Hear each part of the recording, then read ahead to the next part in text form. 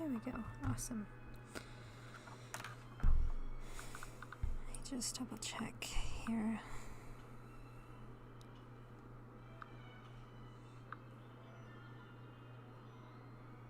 Maybe. There it goes.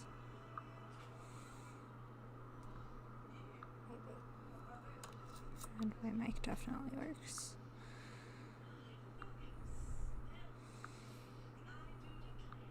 Okay.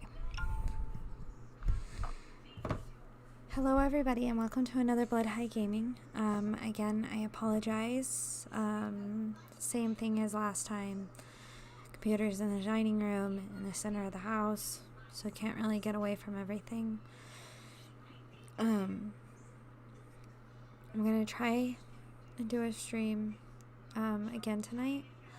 I apologize that I know that I had said on Friday that I was going to get back into it because I was 100% expecting to, but a kind of family emergency happened on Monday and things haven't really lightened up. So yeah, I probably look really tired because I've been worn out and I've been going and going and going and going. Hola. And so I'm sorry that I look like crap. I truly honestly feel like crap. Not in the sick sense, but you know, depression's a bitch. So anyway, I thought that I would get on tonight and kind of make up for the last few days.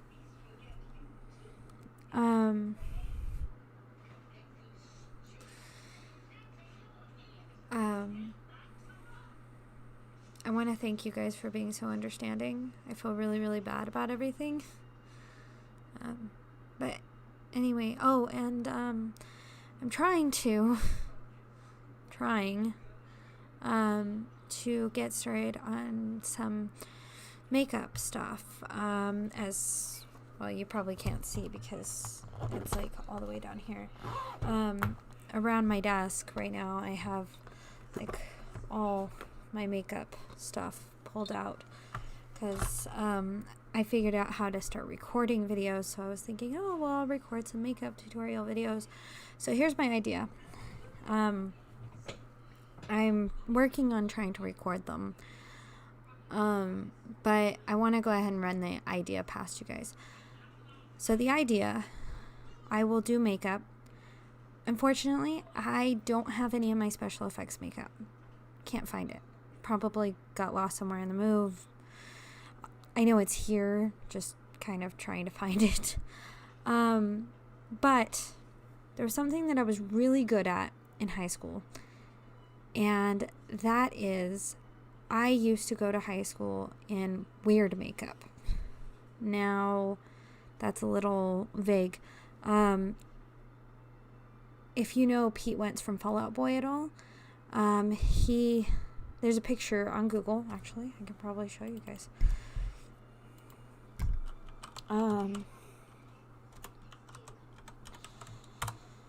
I used to come to school with inspired makeup that was kind of odd. Let me see.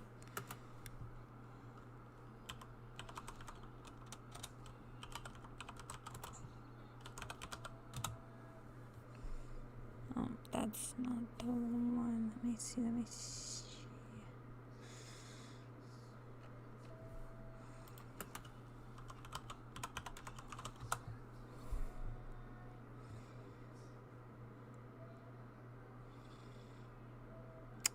Come on, it was a big thing back when I was in high school. Oh God, I feel old.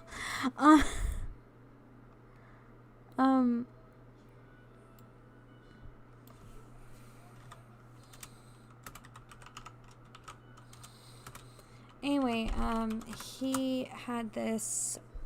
There was this picture of Pete Wentz back when I was in high school, of him with like a lightning bolt drawn over his eye, and I used to go to school like that. I would copy Pete Wentz's makeup. I would copy like David Bowie's, stuff like that. and people thought that I was weird. I didn't care. I loved it. So my idea is that instead of doing special effects makeup, what I'll do is I'll do themed makeup. So like, for example, I was thinking of doing a Wicked Witch themed one, Frankenstein, Corpse Bride, just different villains, different horror icons, different scary movie icons, different stuff, and do a themed makeup. So like basically something that you could probably wear to like the grocery store or something like that, that's just a little off but inspired by that character.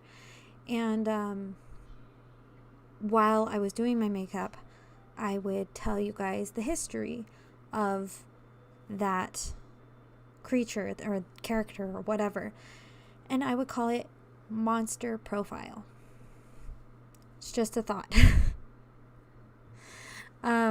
So if you guys like that, let me know. And if you guys have ideas of like different characters that you'd like me to do, please send them to me, because right now I have so much stuff on my plate. Things aren't so great right now. And so if you guys could send me characters that you think would be cool, that I could put together a makeup idea on, that would be great, because it would kind of take at least a little bit of thinking out of the job, and I would greatly appreciate that.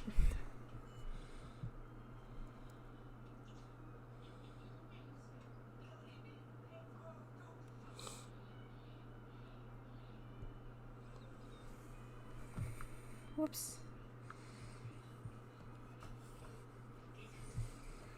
Anyway, tonight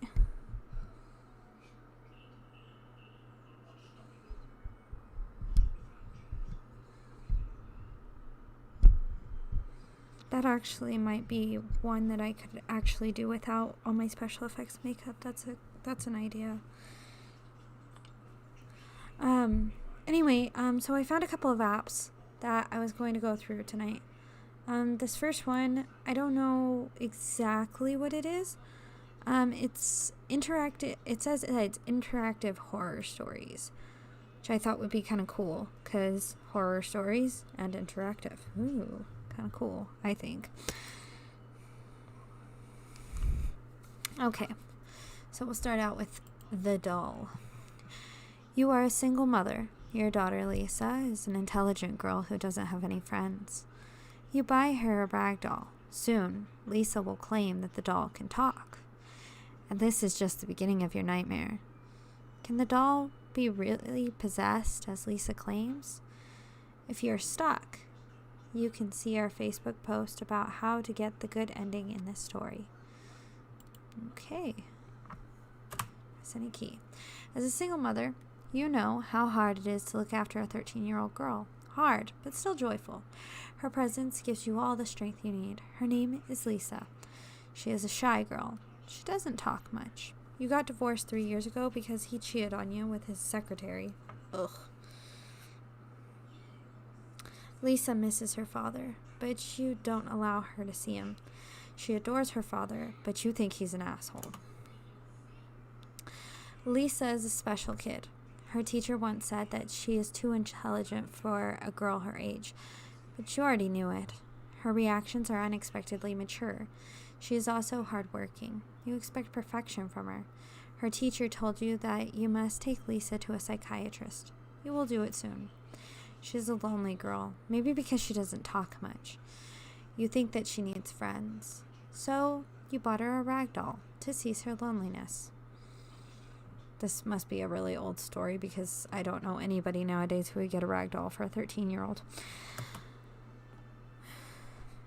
You bought the rag doll from the local toy store. Not an expensive toy, nothing too fancy. Lisa might still like it. You know that expense doesn't make Lisa happier. The doll is a girl with big blue eyes and curly black hair. She has a wide grin that you can call friendly. Her dress is red, matching her shoes. She also has eyebrows.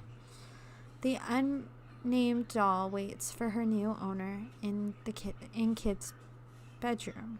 In the kid's bedroom. You haven't brought Lisa home from school yet. It's Friday, not a sunny day. The sky is covered with gray clouds. Oof, my favorite day. Those are my favorite kinds of days. You are driving your car. Lisa sits on the next seat. The seat belts are worn tight. She looks from the window blankly without any expression on her face. You remember that the math exam's results were going to be announced today.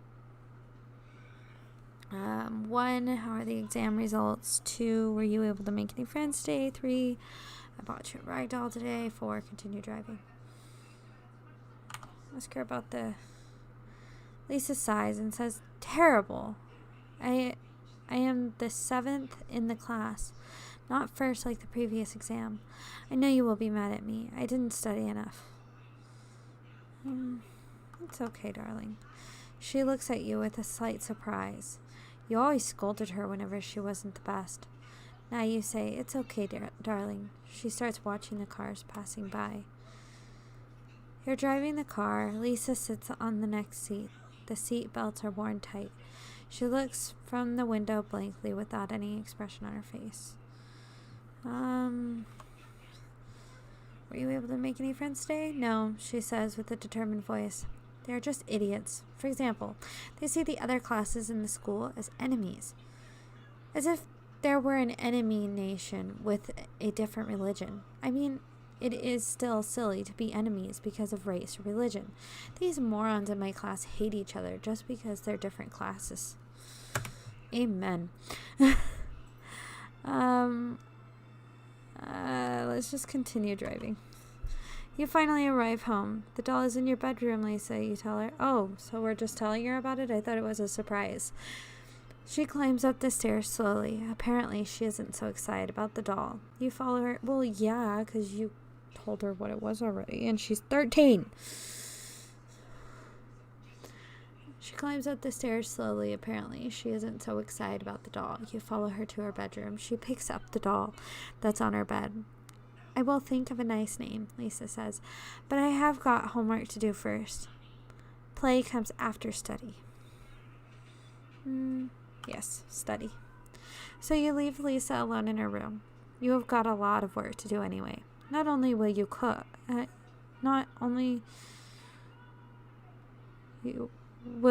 but you also need to work on a novel's cover illustration as a freelance artist. The deadline is coming, so you work hard nowadays. You are not so happy with your life. You force Lisa to study in order to have a better life than yours. You work all day. The only break you take is the dinner. You don't talk about anything during dinner with Lisa. It's 22 o'clock. Bedtime for Lisa. 10 o'clock p.m. You visit Lisa before she sleeps. She's in her pink dotted pajamas. She is holding the doll in her arms. Mom, I'm going to tell you something, but you won't believe. After a few seconds of silence, she speaks. The doll can speak. She told me her name is Anna. Go on.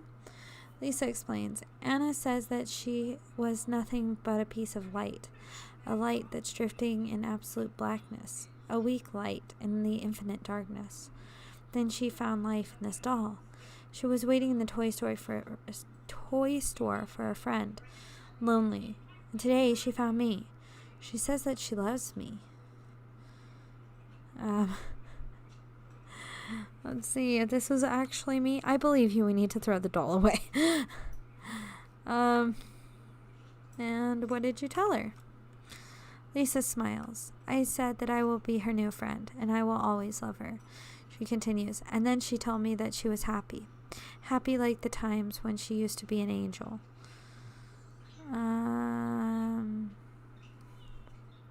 Let's keep the doll. Lisa doesn't show her emotions usually, but this time you can see that she is surprised. Oh, thank you very much, Mom, she says. You kiss her goodnight and leave her with Anna the doll.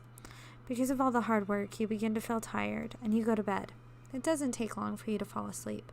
A few hours later, you wake up to the sounds coming from outside. You hear hysterical laughters coming from the garden. They belong to a girl, specifically Lisa's. You stand up and look outside the window. You see Lisa standing and laughing in the garden under the pale moonlight.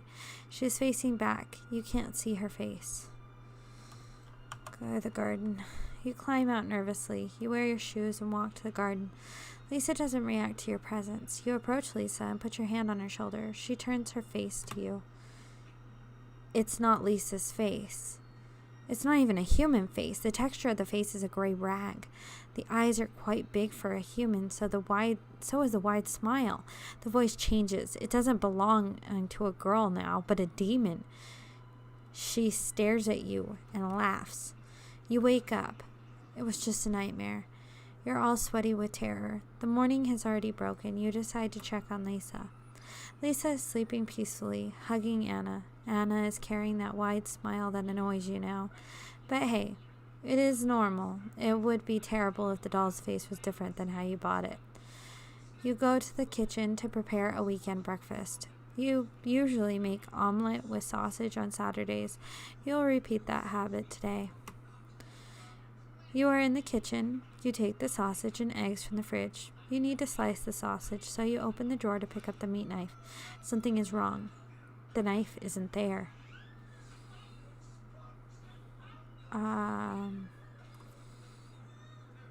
Search for the knife in the kitchen. You search the whole kitchen. No drawer is not looked into. You even looked into the fridge. Me. No, the knife isn't there either. There's only one place you haven't looked inside, the garbage bin. You open the lid. You couldn't find the knife inside the garbage bin. You searched the knife. You searched for the knife in everywhere possible, but it's in vain. You decide to use another knife to prepare the omelet. After you prepared the omelet, Lisa wakes up and joins you in the kitchen.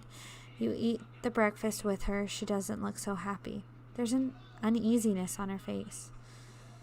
Meat knife is missing. Did Anna speak again? You have to study today, no play, don't ask anything. She did not speak today, but she kept changing her facial expression. Sometimes she looked so happy, sometimes not. She was frowning. There was anger in her face. I can't understand her. Lisa continues eating the breakfast. You eat the breakfast with her. She doesn't look so happy. There's an uneasiness on her face.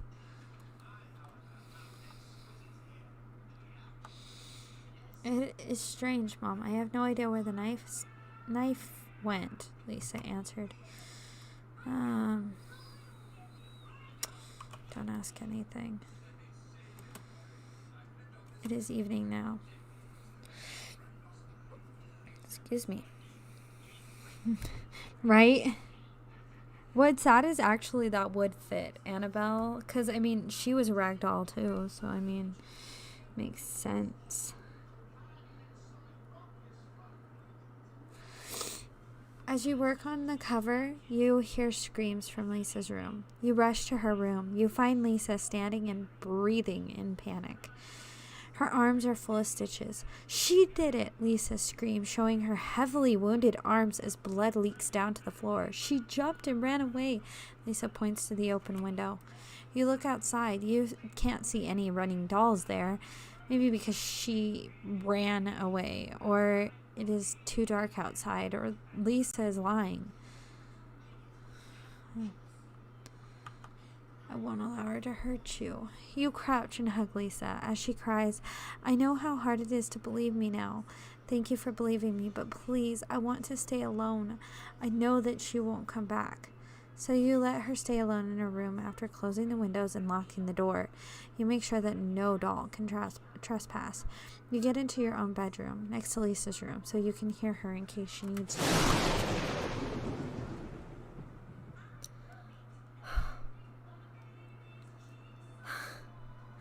I didn't think there were sound effects. I thought that this was the interactive part with like the, picking things. Oh my god, that scared me. Oh my god, that scared me. It is 3 a.m. now. It's raining outside. Lightning strike and enlighten your dark bedroom. You haven't slept. You don't care about the freelance work you got. All these events make you too stressed to care about business. You see Lisa's silhouette at the door. She walks in. Lisa is holding something behind her back, but you can't see it. She approaches your bed, climbs it, and comes near you. Shit. With a sudden move, she stabs the meat knife in your belly. She stabs you once again. You didn't allow me to live my childhood. She keeps stabbing your body with insanity. Ugh. I hate you, Mom. I hate you. These are the final words you hear as your own daughter repeatedly stabs you and commits matricide. The end.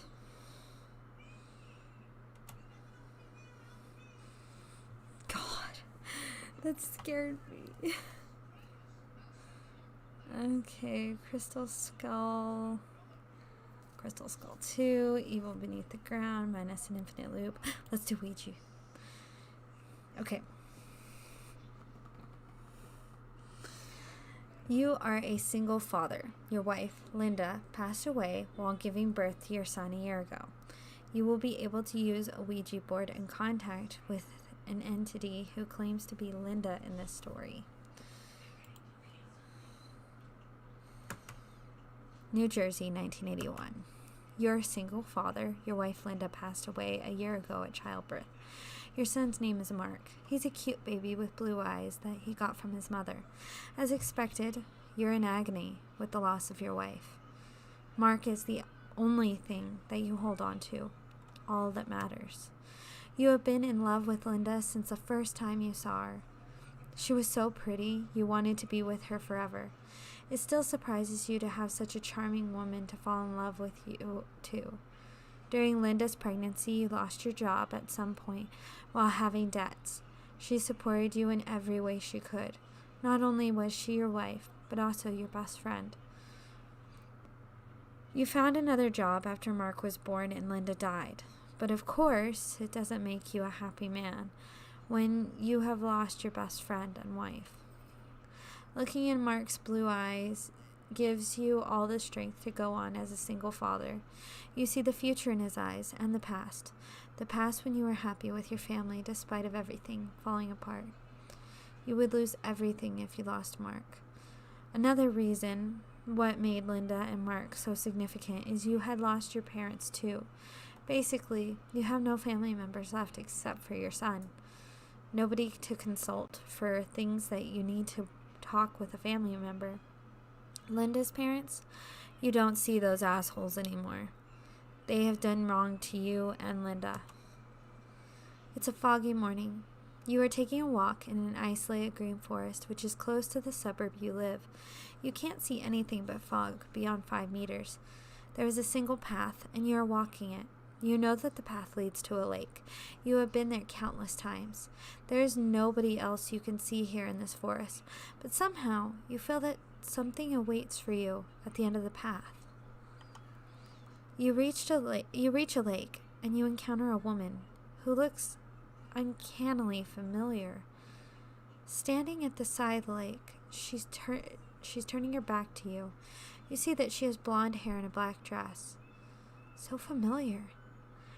She slowly turns back and faces you with a smile on her beautiful face. She is nobody but Linda, completely alive.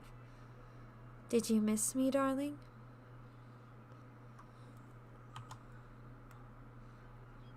Yes, it's me. I missed you so much. I long to be with you too. Again, there is a way. She holds your hands. Buy a Ouija board. I will talk to you through that. You know what a Ouija, pronounced Ouija or Ouija board is. It is the board with letters and numbers on it, and you use it to talk with spirits. A strong wind starts blowing. In the blink of an eye, her flesh turns into ashes. The harsh wind carries the black ashes away, leaving a grim skeleton standing with you.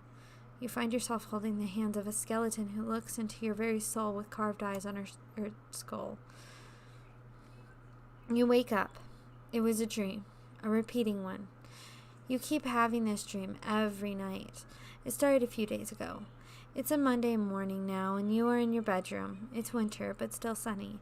After getting off the bed, you take a look at yourself in the mirror hanged on the wall. You look worn out. Your house has 2 stories. The bedrooms are at the upper one. You walk into Mark's bedroom, which is next to yours, trying not to make a sound. You slowly open the wooden door of the bedroom. Your son sleeps peacefully in his cradle. You would expect a 1-year-old to make noises all the time, but Mark is not such a boy. He rarely cried. He has been a happy boy. The bedroom's walls are painted in a calming tone of blue. A circle of toys are hanged upon the cradle. Cute figures of a lion, sun, red cat, moon are the parts of this installment. There is a big poster of a yellow baby bird on the wall. You change Mark's diapers like you always do in the mornings. After you complete changing the diapers, the doorbell rings. It's probably the caretaker, Isabella. She comes every morning at this hour.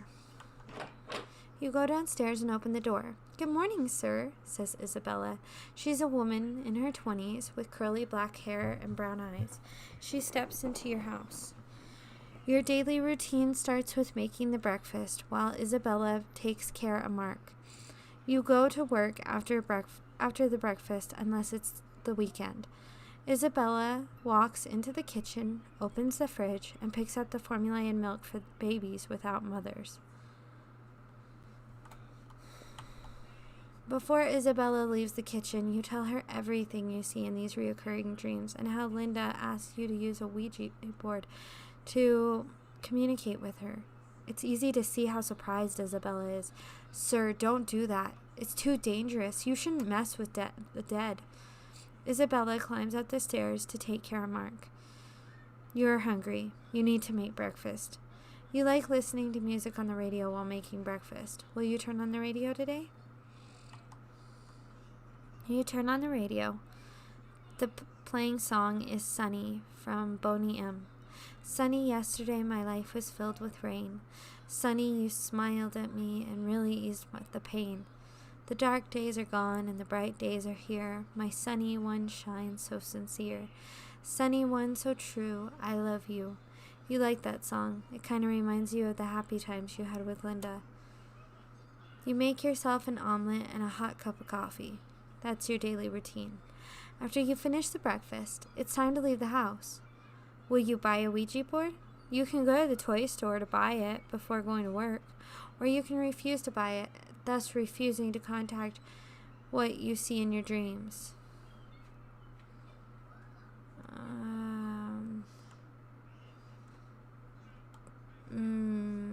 Me personally, I wouldn't buy it. So you say goodbye to Isabella and go to work without buying the Ouija board. Nothing interesting happens for the rest of the day. Your usual depressing, boring life continues. You no longer see Linda in your dreams. Did she give up on you? Or what trespassed your dreams was something but your lovely wife's soul? You'll never know. Maybe it's the best. No. No. That's not all.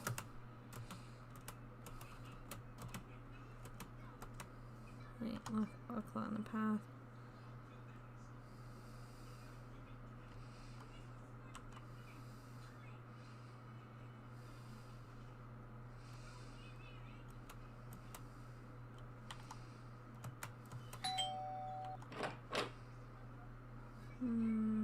Don't talk about the dreams.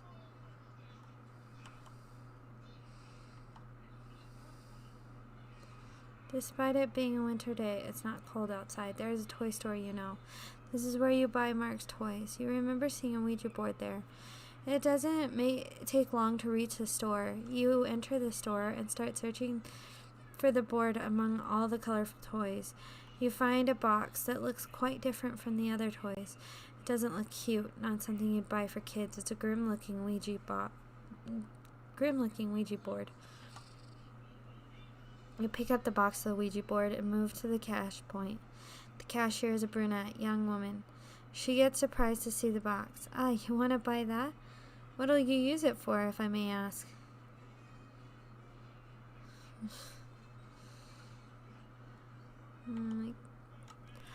I have to warn you, in my religion, the dead don't talk with us.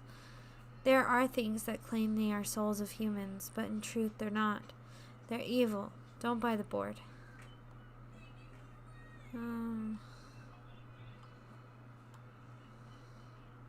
Okay, as you wish. But if you're going to use it, don't use it by yourself. And never ask when or how someone will die. So you pay the board's price and buy it. You put it in a plastic bag with the logo of the toy store and go to your office. As an accountant, you think that you have a dull job. Nothing interesting happens. During the work, you have no friends to talk to. After the shift ends, you're ready to go home. Darkness has fallen. Knowing Isabella is at home, you ring the bell when you arrive home. Welcome, she says with a smile after opening the door. Her shift ends when you come home. She got ready to head off. Mark is sleeping peacefully. He has just started sleeping, Isabella says before leaving the house. You can ask her to assist you in the seance. Sorry, I can't do that. You mustn't either. Isabel leaves. You are alone with Mark now. Before starting the seance, you climb the stairs and check on Mark. He looks so happy and peaceful while sleeping. You close the door and descend the stairs. You will use the board in your living room. There is a table you can use there. You had heard that it's best to turn off the lights before talking to a Ouija board, so you get a candle from the kitchen and light it. Then you turn off the lamp, so the only thing that enlightens the room is the candle. You pull the wooden board from its box and place it on the table. Then you get the planchette, the wooden part which you will put your fingers on. The summoned entity is supposed to move the planchette when your finger is on it. Are you ready?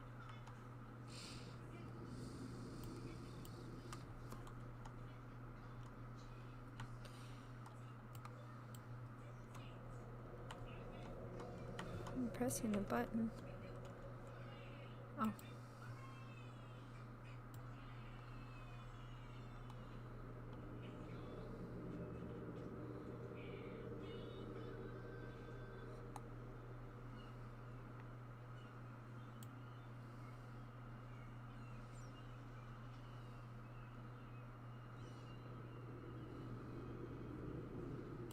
What do you want to tell me?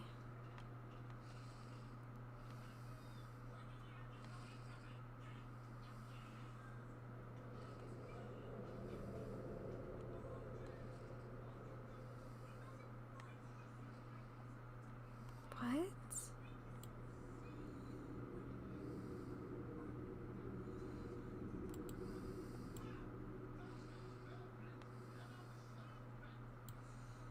Bull.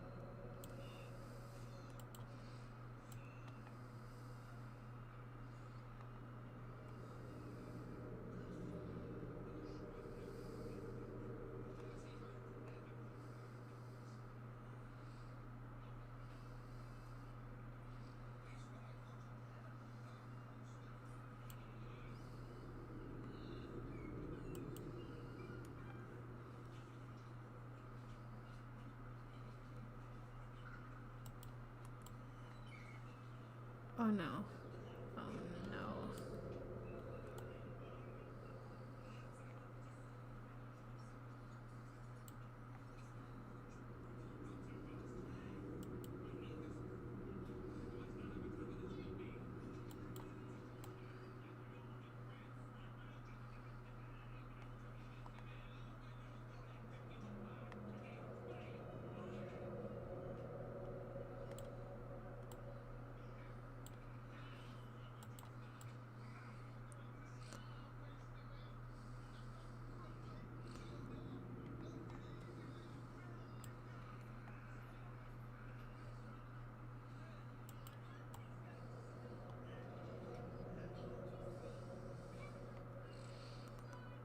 Never.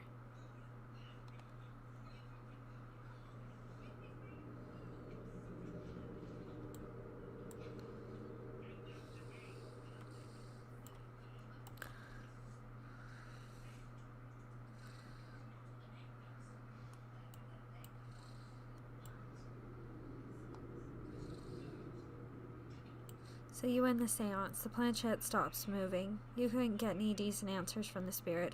Was it even Linda's spirit? You can't be sure. The spirit doesn't show any physical activity after the seance in your house, but the mirrors. You feel something gazes upon you whenever you look at the mirrors in the bedroom. Fuck that. I have a mirror right here because, like, I do my makeup and shit, right? So, like, I've got all of my makeup stuff here. So I have a mirror right here, and I fucking hate mirrors. So they had to say mirrors. Ugh. Okay, whenever you look at the mirrors in the bedroom and the bathroom, you feel the presence watches you through the mirrors, and this presence is not benevolent. You are not the only one feeling it. Mark always cries whenever you bring him near a mirror. He gets scared by something he sees in the mirror.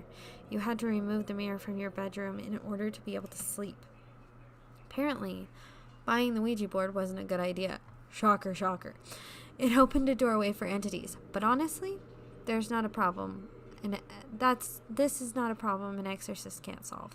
There are far worse things that could happen to you and Mark. So we need an exorcism. After the funeral. Or after a funeral. Nice try, Harley. After a Funeral is a modern gothic horror story that takes place 3 days after your son's burial. You receive messages in your computer. Those claim to be sent by your son's soul. He says that he wants to be with you again. And he says he asks you to do a few things in order to be resurrected. Will you believe in the messages? You used to be a father. It has been 3 days since your son Jonathan White was buried in the graveyard at the local church. He was 8 years old. He had golden hair and blue eyes, just like the beloved man in the Carpenter song, Close to You. Since your wife passed away, giving birth to Jonathan, and since he has been your everything, he was your angel, now he's gone. He died on a snowy winter morning. You had gone to market, leaving him alone at home. When you arrived at home, you found Jonathan lying on the bed motionless. His face was covered with his pillow, choked. Police couldn't find any trace of trespassing. You clearly remember the solemn moments of Jonathan's funeral. In fact, you try to forget, but the details are in front of your eyes, and they won't go away. The priest had intoned psalms and prayers. You are not so familiar with. You're not so religious. While the lifeless body of your son laid in the church, his feet were turned to the east. He was wearing black suits and shiny shoes. His skin was pale. He was way too young for all this. You wished it was you lying there instead of him. Like the day Jonathan died, it's a snowy day in Olive, Ohio. There are 3 inches of snow outside. It's 1400 now. You are a writer who has been on writer's block since that day. Your favorite word processor is open in the computer. The screen is blank. You haven't written anything for a long time. There's cigarette butts in the ashtray and your black hot coffee in a blue cup on your work table. You chain smoke and consume a lot of coffee nowadays. As you're sipping your coffee, the doorbell rings. You open the door. It's Bob, your neighbor and friend. You had drunk beers and had barbecue with him for several times. Bob is a nice guy. He is overweight, has short black hair, and has no facial hair. He wears a dark blue jacket and a black beanie. Hey, how are you? I wanted to ask how you've been. Still depressed? Bob replies, I can imagine how hard it is. I never had kids, but I had a cat when I was younger. I loved her as my daughter. Even I had to bury her in the garden myself. It was tough. I know how much you love Jonathan. I'm shocked like you to see him gone. Bob continues, I'm going to the market right now. Do you need anything? You remember that you're out of cigarettes. You need cigarettes. He puts his hand in his pocket, then pulls a pack of cigarettes. Maybe I'm a bad friend for doing this, but anyway, take these. Take this. I'll buy myself another pack at the market. You take the pack that has 10 cigarettes inside and thank him. Okay, man, see you later. You say goodbye to Bob, too. Then he goes. You close the door and sit back at your work table. You look at blank, but no, it's not blank. Something is written. Daddy, I missed you. You type Jonathan at the computer. Then new letters get appended at the text in the screen. Whoever types it, he, she, it, writes fast. When they are finished, they form 2 sentences. I can hear you, Daddy. Talk to me. After you shout your deceased son's name out, new letters appear and form a reply. Yes, it is me. You're not a computer engineer, but you know that it is possible to hack someone's computer and put a prank on him. And if the computer is online, your computer is connected to the internet with an Ethernet cable. You crouch down and frantically pull the Ethernet from your computer. You expect that nothing else will be written, but no, you're wrong. I'm in the computer.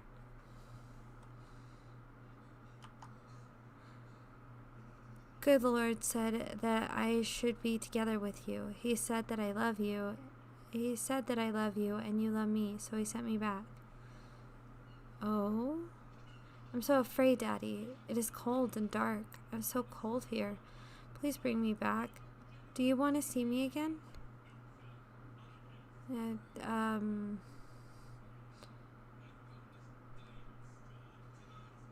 Like, yes, but I've read Pet Sematary. Find 5 candles and wait for the midnight. Bye for now, Daddy. You've got only 1 candle at home. You normally use the candle when the electricity is gone, so you didn't need more than 1 candle before. What'll you do?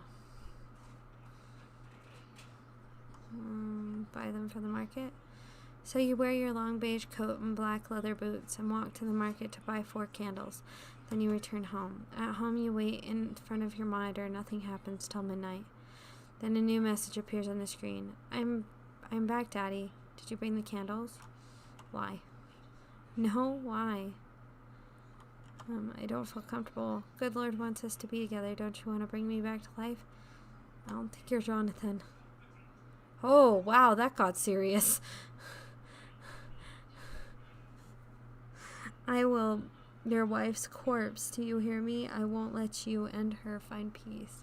You are out of words in response to this tantrum. No other messages appear.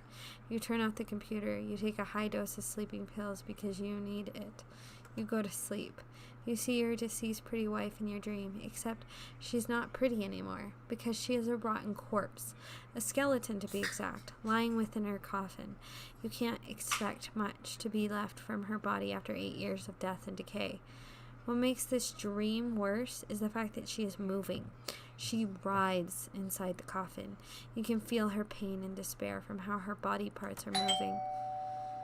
You wake up to the sound of the doorbell's ring. You take a look at the clock. It's 10 a.m. You wear your slippers and open the door. It's Bob. Hello, I need to show you something. He holds a newspaper in his face. There is anxiety on his face. You take the newspaper. It's Ohio's local newspaper. Another kid choked to death. Officers are investigating the curious case of repeated deaths of kids in the state. Yesterday night, a 6-year-old boy, Kevin Madsen, was found dead in his bed by his parents. His face was covered with his pillow. What makes this interesting for our officers is this is the 7th time a boy died this way this month in Ohio. Recently, 8-year-old Jonathan White also died with a pillow on his face. Sheriff Walcott states that he finds the recent events quite interesting. Okay, I want to see if I can get something else, like I can,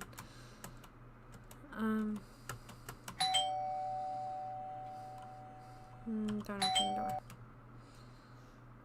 Oops. You look at the computer screen that should have been blank. No, it's not blank. Daddy, I miss you. Turn off the computer. You turn off the computer and the monitor screen goes black. Then nothing else appears on the screen. You didn't find anything to write in your novel, so you don't need to turn on the computer once again. And yes, also the text disturbed you. You don't experience anything supernatural during the rest of the day. At night, you take your sleeping pills and fall asleep. You're having a vivid dream. You see Jonathan in a garden with green grass and colorful flowers. He runs around with happiness and angels. There are white-dressed angels around him. Everyone is smiling. You are not a part of this dream. Jonathan doesn't see you, but you are still content with seeing him happy in this Eden. He was always a benevolent boy after all. He deserved to go to heaven. You wake up to the sound of the doorbells ringing. Read that. Another kid choked to death. Okay, so let's see if we can, okay, open the door, still depressed, need cigarettes, type, shout, pull the Ethernet, how is that possible? Oh, yes. One candle at home. Buy them for the market. Did you bring the candles? Yes. Good. Let me explain how you can bring me back. Go to the cemetery, dig my grave, bring my coffin home. Okay. We shall speak again once you bring my coffin. You know it's insane what you do, but you get prepared to get outside. You wear your coat and get outside your house. It's snowing like hell, a cold interpretation of hell outside. The sky has a bright purple color, illuminating the night with the help of a full moon behind the clouds. You get in your car and start it. The streets and roads are empty. There is only you outside in this hour. Hi, Patchy. Baby. The sky has a different, the streets and roads are empty. There is only you outside in this hour of night. It doesn't take long to arrive at the church and its graveyard. Graveyard is covered with snow and gray mist. No lights come from the church. Either there is nobody inside or the priest is sleeping. That's good. You can't be seen while digging your son's grave. You find the graves of your son and wife. Jonathan White was buried next to his mother, and there is an unoccupied area next to them. You will be buried there when your time comes. You search for a shovel. You find it in about 10 minutes. You're ready to dig the grave. You start digging Jonathan's grave. After 6 feet of digging, you reach the little wooden coffin. You climb down, then carry the coffin up. After that, you climb up and carry the dirty coffin to your car's back seat. You had never done something this bizarre before. After you reach home, you get off your car and carry the coffin home. Luckily, there's nobody around. You drag the coffin to your living room center. You don't care about the floor getting dirty with soil. Thank you, Daddy, gets written on the screen. Now put the candles around my coffin like a star. Oh, shit. Okay. You carefully place the candles around the coffin, making it the center of a star. You light them with your lighter. Now read this aloud, Daddy. A lonely goat on a mountain. He is thirsty for humanly love and affection. I shall give him the water.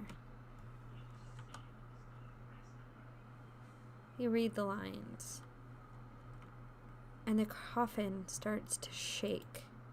The coffin's lid gets opened slowly. You see Jonathan opening the lid and raising up.